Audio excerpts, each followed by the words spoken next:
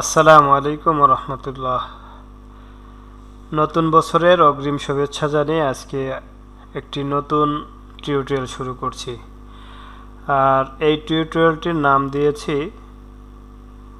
সহজেরও একটি সীমা থাকা দরকার। মানে কাজটি এত সহজ, শিক্ষাবর্ষ পরিবর্তন করা, তো যার কারণে আমি এটার নাম দিলাম আজকে সহজেরও একটা সীমা থাকা দরকার।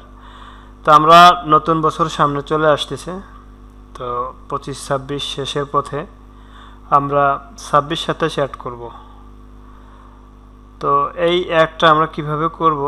প্রথমে আমরা অ্যাডমিনিস্ট্রেশনে যাব, তারপরে হচ্ছে একাডেমিক সেটআপ বালক।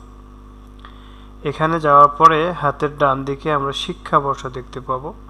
তো জাস্ট আমরা এখানে ক্লিক করব।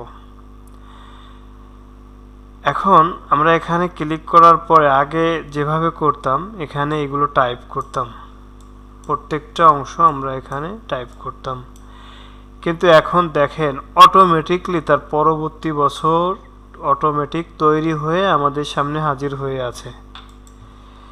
তো আমাদের কাজ কি? আমাদের কাজ হলো এখানে আসব, জাস্ট যোগ করুন ক্লিক করব, কাজ শেষ। আর কোনো কাজ করা লাগবে না। এখন কিন্তু পরবর্তী আরেক সামনের বছরটাও অটোমেটিক তৈরি হয়ে গেছে। যে সময় বছর 26 শেষ হয়ে 27 চলে আসবে, সেই সময় অটোমেটিকলি এগুলো আবার জেনারেট হয়ে যাবে। এখানে আসবেন আর যোগ করুন ক্লিক করবেন। তবে হচ্ছে আপনার প্রথম অবস্থায় ইনঅ্যাক্টিভ থাকবে, আপনি হলো